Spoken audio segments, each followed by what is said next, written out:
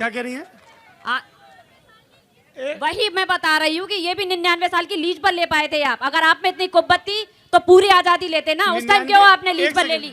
99 साल की लीज पे? हाँ, ये जो आजादी हुई है ये 99 साल की लीज पर है। भारत कंप्लीटली आजाद नहीं है। एक सेकंड। कौन है ये लोग? कहां से आते हैं ये? साक्ष्य तो ये भी है कि जब कांग्रेस की सरकार थी तब भी वो चाहते थे कि एयर इंडिया का डिसइन्वेस्टमेंट हो जाए। आपके टाइम पे नहीं हो पाया। बीजेपी अपनी पीठ थपथपा रही है। हमने देखिए, दो तरीके हम लोग चाहते थे तो वो भी करना चाहते थे ये अपना जीएसटी लागू। लेकिन आप समझिए, एक चाकू होता है, उससे जो डॉक्टर होता है वो किसी का इलाज कर देता है, उससे ही दूसरा आदमी होता है किसी की हत्या कर देता है।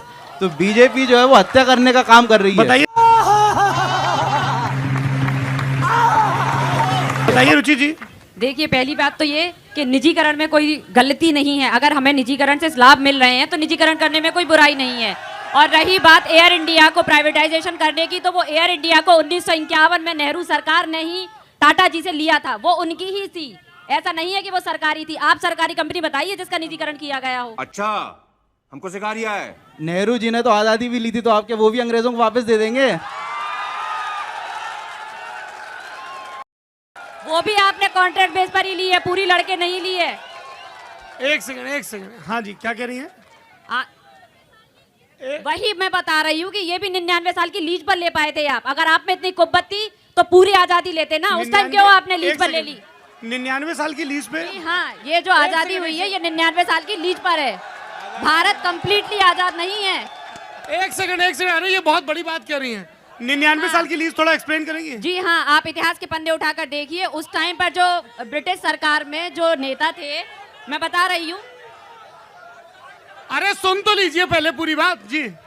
जब स्वतंत्रता की बात चली और स्वतंत्रता आंदोलन चल रहे थे, तो आदरणीय नेहरू जी और महात्मा गांधी जी जब आगे थे तो सरकार देना नहीं चाह रहा था ब्रिटिश क्राउन, और उन्हीं की ही शपथ ली गई थी। क्योंकि उस टाइम पे इलेक्शन नहीं हुए थे। नेहरू गांधी ने किसकी शपथ ली थी? ब्रिटिश क्राउन की शपथ ली थी, ना कि भारत के संविधान की शपथ ली गई थी। ये मुख्य प्रधानमंत्री पहले बन गए थे। 1951 में चुनाव हुए, उसके बाद फिर पार्टी बनी, तब जाके अपना संविधान लागू हुआ था। और ये उस टाइम पे आपको भी पता होगा, आज के प्रधानमंत्री जब शपथ लेता है तो वो भारतीय संविधान की शपथ लेता है। नहीं, वो लेकिन 99 साल की लीज। मैं बता रही हूँ, ये ब्रिटिश क्राउन ने भारत को 99 साल की लीज पर दिया हुआ है। ये कंप्लीटली आजाद नहीं है भारत, और ये भी कांग्रेस वालों की ही देन है जो है। एक सेकंड। मैं इसके तथ्य प्रस्तुत कर सकती हूँ आपको जी। अरे पूछने तो दो भैया। एक सेकंड। रुचि पाठक भारतीय जनता युवा मोर्चा की प्रवक्ता लल्लन टॉप अड्डे के मंच पर यह कह रही हैं कि हमें बरतानिया हुकूमत से, ब्रिटिश क्राउन से 15 अगस्त 1947 को जो आज़ादी मिली है वो 99 साल की लीज पर है। कहाँ लिखा है ये? मैं आपको प्रस्तुत, आप मुझे समय दीजिए, मैं आपको साक्ष्य प्रस्तुत कर दूंगी। क्योंकि ये अगर इतनी बड़ी बात है, ये तो बिल्कुल। आज तक किसी प्रधानमंत्री ने इसका जिक्र नहीं किया, ना भाजपा के, ना कांग्रेस के, ना दूसरे दलों के।